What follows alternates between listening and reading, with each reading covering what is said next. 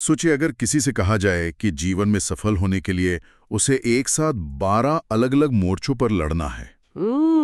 12 मोर्चे मतलब सुनने में थकावट हो रही है। बिल्कुल, मतलब उसे कड़ा अनुशासन भी चाहिए, असीम धैर्य भी, कमाल का इमोशनल इंटेलिजेंस और लेजर जैसा फोकस भी। ये सुनकर कैसा लगेगा? अरे शायद कोई भी इंसान शुरुआत करने से पहले ही हार मान लेगा। ये किसी भी सामान्य व्यक्ति के लिए बहुत ही डरावना विचार है। हाँ, ऐसा लगता है जैसे कोई रातों रात किसी इंसान से सुपर हीरो बन जाने की उम्मीद कर रहा हो। आम जिंदगी में तो हम एक छोटी सी आदत बदलने के लिए संघर्ष करते हैं। और यहाँ सीधे 12 शक्तियों की बात हो रही है। 100% ये विचार ही अपने आप में बहुत भारी है। लेकिन क्या हो अगर सफलता 12 चीजों को एक साथ करने में नहीं, बल्कि उन्हें एक-एक करके सही क्रम में पिरोने में हो? द डीप डाइव की इस नई गहन चर्चा में स्वागत है। बिल्कुल। ये वो जगह है जहां शोध सामग्री, जटिल लेखों और सूचनाओं के भारी अंबार से उन सबसे महत्वपूर्ण और चौंकाने वाली जानकारियों को निकाला जाता है, जो हमारे सोचने के तरीके को पूरी तरह से बदल सकती हैं। सही कहा। इस विस्तृत विश्लेषण का मिशन यही है कि जटिल विषयों की गहराइयों में उतरा जाए, ताकि जानकारी के इस भारी बोझ से अभिभूत हुए बिना कोई भी व्यक्ति खुद को बेहतर ढंग से सूचित रख सके। और आज की चर्चा जिस स्रोत पर आधारित है, वो वास्तव में सोचने का नजरिया बदलने वाला है। हाँ बिल्कुल। तो आज का विषय क्या है? आज हम द द्वादश शक्ति फ्रेमवर्क नामक एक बहुत ही दिलचस्प दस्तावेज का विश्लेषण कर रहे हैं। द्वादश यानी 12 और शक्ति यानी ऊर्जा या क्षमता। अरे वाह, नाम ही काफी भारी भरकम है ना?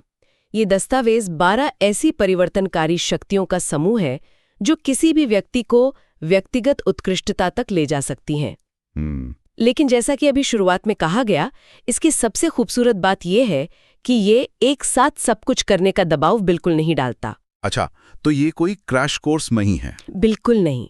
ये एक बहुत ही तार्किक और व्यवस्थित मार्ग प्रदान करता है। चलिए इसे थोड़ा विस्तार से समझते हैं। इस फ्रेमवर्क को मुख्य रूप से 2 हिस्सों में बांटा गया है ना? आंतरिक महारत और बाहरी महारत। हाँ, इनर मास्टरी और आउटर मास्टरी। बाहरी दुनिया से लड़ने या उसे जीतने से पहले किसी भी व्यक्ति को अपने भीतर एक बहुत ही मजबूत आंतरिक इंजन तैयार करना होता है। ये आंतरिक महारत का पहला हिस्सा है, जो शक्तियां 1 से 3 तक जाता है। और ये पूरी तरह से अनुशासन, दिशा और प्रेरणा पर केंद्रित है। बिल्कुल। अगर पहली शक्ति आत्मा अनुशासन यानी सेल्फ डिसिप्लिन की बात की जाए, तो दस्तावेज एक बहुत ही दिलचस्प विरोधाभास सामने रखता है। विरोधाभास? कैसा विरोधाभास? इसमें लिखा है कि अनुशासन का मतलब आजादी छिन जाना नहीं है, बल्कि ये संरचना के माध्यम से स्वतंत्रता है, लाइक फ्रीडम थ्रू स्ट्रक्चर। ये एक ऐसा विचार है जिसे अक्सर गलत समझा जाता है। आमतौर पर लोग अनुशासन को एक सख्त जेल या सजा की तरह देखते हैं। हाँ, सुबह जल्दी उठना, जंक फूड ना खाना, ये सब उन्हें बांधने वाला लगता है। लेकिन असल में देखिए, जब दिनचर्या तय होती है तो दिमाग को हर छोटी बात के लिए निर्णय नहीं लेना पड़ता। ओह, मतलब ऊर्जा बचती है। बिल्कुल। मनोविज्ञान में इसे डिसीजन फटीग या निर्णयों की थकान कम करना कहते हैं। ये कुछ वैसा ही है जैसे किसी बहुत ऊंची गगनचुंबी इमारत का ढांचा। जब इमारत बन रही होती है तो अंदर लोहे और स्टील का वो कड़ा ढांचा बहुत ही प्रतिबंधात्मक या जकड़ा हुआ लगता है। हाँ, एकदम कठोर। ऐसा लगता है कि इसमें कोई लचीलापन नहीं है, लेकिन असल में उसी सख्त संरचना की वजह से वो इमारत आसमान की इतनी ऊंचाई तक आजादी से खड़ी रह पाती है। क्या बात है, बहुत ही सटीक उदाहरण है। तेज तूफान आते हैं, इमारत हल्की सी झूलती है लेकिन गिरती नहीं। अगर वो सख्त ढांचा ना हो तो इमारत ताश के पत्तों की तरह ढह जाएगी। इंसान के लिए भी आदतें और अनुशासन वही ढांचा है। यहाँ जो बात सबसे दिलचस्प है वो ये है कि केवल ढांचा खड़ा कर लेना ही काफी नहीं है। अच्छा, तो और क्या चाहिए? वो इमारत किस दिशा में बन रही है, उसका नक्शा क्या है, ये जानना भी उतना ही जरूरी है। यहीं से दूसरी शक्ति जुड़ती है, लक्ष्य निर्धारण या गोल ओरिएंटेशन। मतलब दिशा होनी चाहिए। बिल्कुल। बिना दिशा के की गई मेहनत सिर्फ पसीना बहाना है, वो प्रगति नहीं है। ये ट्रेडमिल पर दौड़ने जैसा है। अरे हाँ, इंसान थकता बहुत है लेकिन पहुंचता कहीं नहीं है। एकदम सही। दिशा के बिना तो ऊर्जा सिर्फ बर्बादी होती है, लेकिन एक बार दिशा तय हो गई तो उस पर लंबे समय तक चलने के लिए जो ईंधन चाहिए, वो तीसरी शक्ति है आंतरिक प्रेरणा, इंट्रिंसिक मोटिवेशन। स्रोत में बहुत स्पष्ट रूप से कहा गया है कि बाहरी इनाम समय के साथ फीके पड़ जाते हैं, मतलब पैसा, शोहरत या दूसरों से मिलने वाली तारीफ एक समय के बाद काम करना बंद कर देती है। सच कहूं तो इसे मनोविज्ञान की भाषा में हेडोनिक ट्रेडमिल कहते हैं। हेडोनिक ट्रेडमिल, ये क्या होता है? होता ये है कि जब किसी को प्रमोशन मिलता है या नई गाड़ी मिलती है तो दिमाग में डोपामाइन का स्तर बढ़ जाता है और इंसान बहुत खुश होता है। हाँ, वो पहली वाली खुशी बहुत तगड़ी होती है। लेकिन कुछ ही हफ्तों में दिमाग उस नई स्थिति का आदी हो जाता है। वो खुशी सामान्य लगने लगती है और फिर एक नए बाहरी इनाम की जरूरत महसूस होने लगती है। इसलिए बाहरी प्रेरणा कभी स्थायी नहीं होती। अरे बाप रे, ये बिल्कुल न्यू ईयर रेजोल्यूशन बनाने जैसा है। 100%। शुरुआत में इंसान जिम जाने के लिए बहुत उत्साहित होता है क्योंकि शायद उसे दोस्तों के बीच अच्छा दिखना होता है, लेकिन 15 जनवरी तक वो सारा उत्साह गायब हो जाता है। हाँ, क्योंकि बाहर से मोटिवेशन आ रहा था। जो चीज लंबे समय तक टिकती है वो है अंदर की आग, वो गहरी चाह जो तब भी काम करने के लिए प्रेरित करती है जब कोई ताली बजाने वाला ना हो। यही वो आंतरिक इंजन है जो किसी को भी तब आगे बढ़ाता है जब बाकी लोग हार मान लेते हैं। तो अब एक मजबूत ढांचा बन गया है, एक दिशा है और आंतरिक प्रेरणा का इंजन है। इंजन पूरी ताकत से चालू है। लेकिन यहाँ कहानी वाकई बहुत दिलचस्प हो जाती है। वो कैसे? जब इंजन पूरी ताकत से चलता है और कोई बड़ी महत्वाकांक्षा के साथ दुनिया में कदम रखता है तो राह में भयंकर बाधाएं आती हैं। इंसान गिरता है, हारता है। ऐसे में ये आंतरिक इंजन टूट सकता है, बिल्कुल, धक्के तो लगेंगे ही। उसे बचाने के लिए फ्रेमवर्क का दूसरा चरण आता है, मानसिक कवच या मेंटल आर्मर, जो शक्तियों 4 से 6 तक चलता है। इसकी शुरुआत होती है चौथी शक्ति यानी ग्रोथ माइंडसेट से। ये कहता है कि क्षमताएं जन्म से तय नहीं होती और असफलता को केवल डेटा या फीडबैक के रूप में देखा जाना चाहिए। बिल्कुल, मानसिकता को बदलने का ये एक बहुत ही शक्तिशाली तरीका है। लेकिन एक मिनट रुकिए, तार्किक रूप से सुनने में ये बहुत अच्छा लगता है कि फेलियर सिर्फ डेटा है, लेकिन क्या असल जिंदगी में ये इतना आसान है? मतलब जब कोई व्यक्ति किसी प्रोजेक्ट पर 6 महीने दिन रात काम करता है और वो बुरी तरह विफल हो जाता है तो इंसान टूट जाता है, दर्द होता है। हाँ, ये तो है। भावनाओं को पूरी तरह से दरकिनार करके केवल तार्किक रूप से हार को अपना लेना और उसे बस एक डेटा पॉइंट मान लेना, क्या ये संभव भी है? इंसान मशीन तो नहीं है जिसमें से बस एक एरर कोड निकला और हमने उसे फिक्स कर दिया। ये बहुत ही वास्तविक और मानवीय सवाल है। नहीं, इंसान मशीन नहीं है और असफलता हमेशा दर्द देती है। ग्रोथ माइंडसेट का मतलब ये बिल्कुल नहीं है कि दर्द ना हो। तो फिर क्या मतलब है? इसी दर्द को संभालने के लिए 5वीं शक्ति ढाल बनकर सामने आती है, लचीलापन या मेंटल टफनेस, जिसे रेजिलियंस भी कहते हैं। अच्छा, रेजिलियंस। मानसिक मजबूती वो कवच है जो उस भावनात्मक दबाव को झेलने की ताकत देता है। लचीलापन ये नहीं कहता कि रोना ना आए या बुरा ना लगे। भावनाओं को दबाना नहीं है। नहीं, ये बस इतना कहता है कि उस दर्द की वजह से मैदान न छोड़ा जाए। एक लचीला व्यक्ति उस पेड़ की तरह होता है जो तूफान में झुक तो जाता है लेकिन जड़ से नहीं उखड़ता। मतलब ग्रोथ माइंडसेट हमें ये सोचने में मदद करता है कि हार से क्या सीखना है, और लचीलापन हमें उस हार के भावनात्मक धक्के को सहने का समय देता है। एकदम सही। और शायद ये समय ही वो कड़ी है जो छठी शक्ति से जुड़ती है, धैर्य और देरी से मिलने वाली संतुष्टि, यानी पेशेंस एंड डिलेड ग्रेटिफिकेशन। सच कहूं तो ये आज के युग की सबसे दुर्लभ और महत्वपूर्ण शक्ति है। आपने शायद स्टैनफोर्ड मार्शमैलो एक्सपेरिमेंट के बारे में सुना होगा। वो बच्चों वाला जिसमें उन्हें मार्शमैलो दिए गए थे। हाँ, बिल्कुल वही, जहां बच्चों को एक मार्शमैलो तुरंत खाने या थोड़ी देर इंतजार करके 2 मार्शमैलो पाने का विकल्प दिया गया था। जो इंतजार कर पाए उन्हें 2 मिले। और मजे की बात यह है कि जो बच्चे इंतजार कर पाए वे जीवन में आगे चलकर ज्यादा सफल हुए। लेकिन आज के समय में देखें तो तकनीक ने हमारे दिमाग की इंतजार करने की क्षमता को लगभग खत्म कर दिया है। सही कहा। आज तो हर चीज तुरंत चाहिए। इंस्टेंट फूड, 10 मिनट में ग्रोसरीज डिलीवरी, इंस्टेंट मैसेजिंग। और इसी इंस्टेंट वाली दुनिया में धैर्य रखना एक बहुत बड़ा प्रतिस्पर्धात्मक लाभ बन गया है। Comparative advantage. हाँ, जब हर कोई तुरंत परिणाम चाहता है तो जो व्यक्ति अनिश्चितता के बीच अपनी भावनाओं पर नियंत्रण रख सकता है और दूर की सोच सकता है, वही औसत दर्जे को पीछे छोड़ता है। तुरंत मिलने वाली खुशी को छोड़कर लंबी रेस के घोड़े की तरह सोचना। बिल्कुल। तो अब तक क्या हुआ है? एक मजबूत आंतरिक इंजन बन गया है और असफलताओं के दर्द से बचने के लिए एक मानसिक कवच भी पहन लिया गया है। तैयार हो गए जंग के लिए। हाँ, अब कोई भी व्यक्ति बाहरी दुनिया से जुड़ने और उसका नेतृत्व करने के लिए तैयार है। यहाँ से बाहरी महारत यानी आउटर मास्टरी का अध्याय शुरू होता है। शक्तियाँ 7 से 9। अगर हम इसे व्यापक संदर्भ में देखें तो बाहरी दुनिया में कदम रखते ही जिस सबसे पहली सच्चाई का सामना करना पड़ता है वो है लगातार हो रहा बदलाव। दुनिया बहुत तेजी से बदल रही है। इसीलिए 7वीं शक्ति है अनुकूलन क्षमता या एडेप्टेबिलिटी। चार्ल्स डार्विन का विकासवाद का सिद्धांत यहाँ पूरी तरह लागू होता है। सर्वाइवल ऑफ द फिटेस्ट वाला। हाँ, लेकिन असल में प्रकृति में सबसे मजबूत या सबसे बुद्धिमान प्रजाति जीवित नहीं रहती, बल्कि वो प्रजाति बचती है जो बदलाव के प्रति सबसे तेजी से खुद को ढाल लेती है। यह हम अक्सर अपने आसपास भी देखते हैं।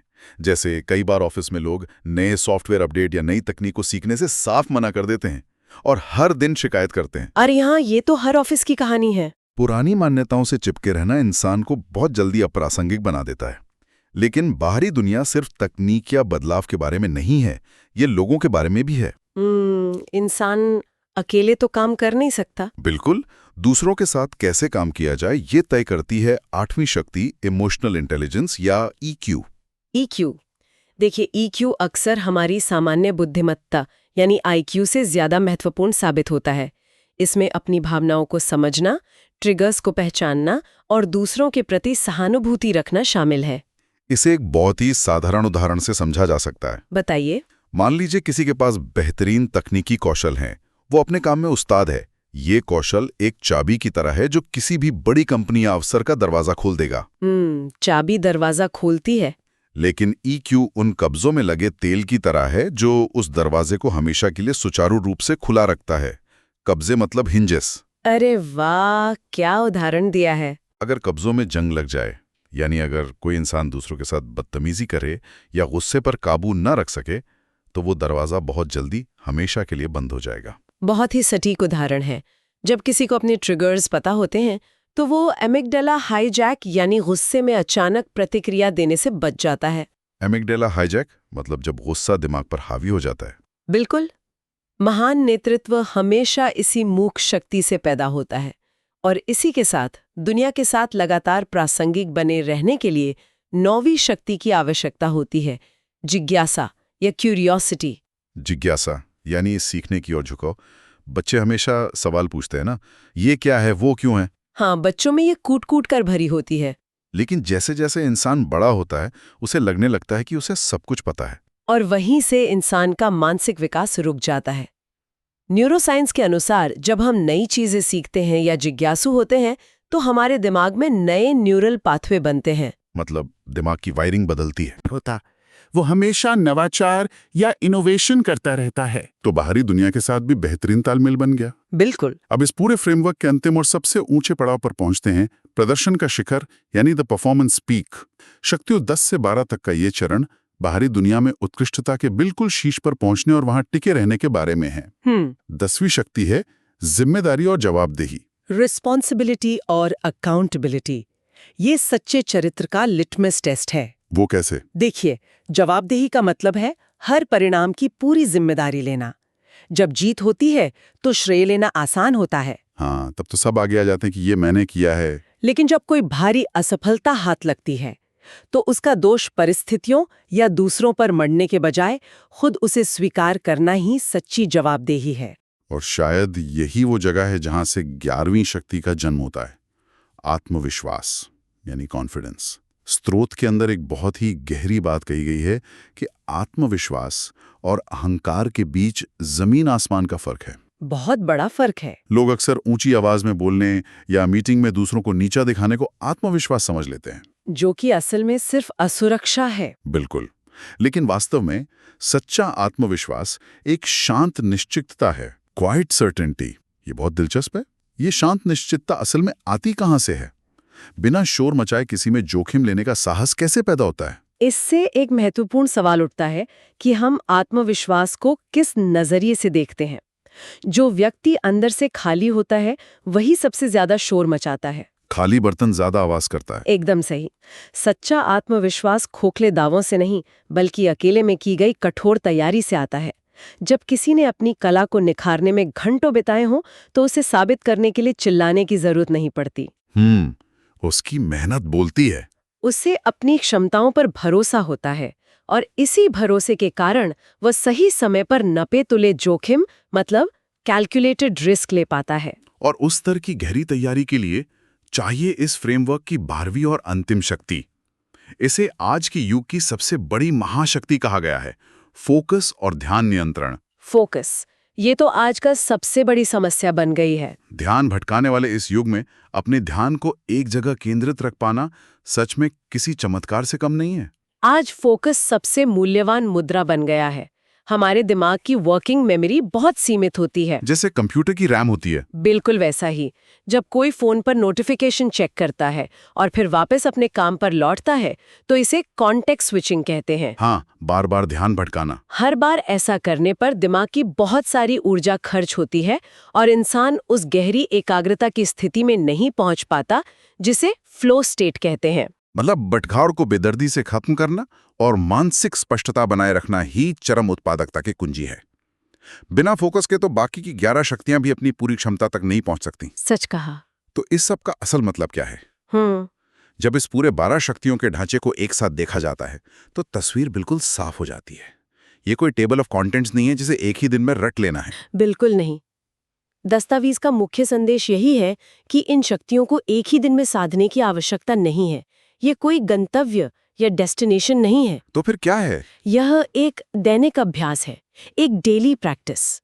किसी एक शक्ति को चुनकर आज से शुरुआत की जा सकती है। मतलब छोटे छोटे कदम। हाँ, जब अनुशासन बढ़ता है तो फोकस अपने आप बेहतर होने लगता है। जब लचीलापन आता है तो आत्मविश्वास भी बढ़ जाता है। ये सब एक दूसरे से जुड़े हुए हैं। एक तरह से ये पूरा एक इकोसिस्टम है। बिल्कुल। और मजे की बात यह है कि इन 12 शक्तियों के लाभ सिर्फ ऑफिस या करियर तक सीमित नहीं है। अच्छा, तो इसके और क्या फायदे हैं? जब कोई इन शक्तियों पर महारत हासिल करता है तो इसका सीधा और गहरा प्रभाव उनके स्वास्थ्य, धन और सुख पर पड़ता है। ये तो बहुत तार्किक लगता है। अगर अनुशासन होगा और फोकस होगा तो सेहत भी अच्छी होगी और इंसान आर्थिक रूप से भी स्थिर होगा। हाँ, वेल्थ क्रिएशन में भी धैर्य और फोकस बहुत जरूरी है। और जब इंसान अंदर से शांत और आत्मविश्वासी होता है तो सुख और मानसिक शांति तो अपने आप आ जाती है। ये एक संपूर्ण जीवन शैली है। बहुत ही शानदार बात कही, लेकिन इस रास्ते पे अकेले चलना थोड़ा मुश्किल हो सकता है ना? बिल्कुल। इसीलिए इस दस्तावेज में एक बहुत ही खास बात का जिक्र है। इसमें शक्ति सेवा या शक्ति सेवा समुदाय में शामिल होने का आह्वान किया गया है। शक्ति सेवा समुदाय, ये क्या है? ये उन लोगों का एक कम्युनिटी है जो इन 12 शक्तियों को अपने जीवन में उतारने का प्रयास कर रहे हैं। जब इंसान एक समुदाय का हिस्सा होता है तो उसे सही दिशा, समर्थन और जवाबदेही मिलती है। अकेले संघर्ष करने से बेहतर है कि ऐसे लोगों के साथ जुड़ा जाए जो उसी विकास के रास्ते पर हैं। मतलब एक सपोर्ट सिस्टम मिल जाता है। ये तो सच में बहुत जरूरी है। लेकिन इन सब के बीच एक बहुत ही विचारोत्तेजक बात जहन में आती है। वो क्या? यदि ये 12 शक्तियां वास्तव में दैनिक अभ्यास हैं जो अदृश्य अनुशासन, गहरे फोकस और असीम धैर्य पर टिकी हैं, तो क्या हमारी आधुनिक शिक्षा प्रणाली और कॉर्पोरेट दुनिया पूरी तरह से गलत दिशा में नहीं भाग रही है? ये एक बहुत ही गहरा सवाल है। आज की दुनिया रातों रात मिलने वाले परिणामों, तिमाही के लक्ष्यों और अल्पकालिक उपलब्धियों का जश्न मनाती है। शायद सफलता को मापने के पैमानों को पूरी तरह से बदलने की जरूरत है। बिल्कुल। क्या सफलता इस बात से नापी जानी चाहिए कि किसी ने कितनी जल्दी कुछ हासिल कर लिया, या इस बात से कि वो हर दिन बिना किसी शोर के अपने आंतरिक इंजन को कितनी मजबूती से तैयार कर रहा है? ये सोचने वाली बात है। श्रोताओं के लिए ये मंथन करने का एक बेहतरीन विषय है। अगली बार जब जीवन में कोई बड़ी चुनौती सामने आए तो ये सोचने वाली बात होगी कि क्या सीधे बाहरी दुनिया से लड़ा जा रहा है या पहले अपने मानसिक कवच और आंतरिक इंजन पर काम किया जा रहा है। बिल्कुल, शुरुआत हमेशा भीतर से होनी चाहिए। इस विस्तृत विश्लेषण में हमारे साथ जुड़ने के लिए धन्यवाद। सीखते रहिए और विचारों की गहराई में उतरते रहिए।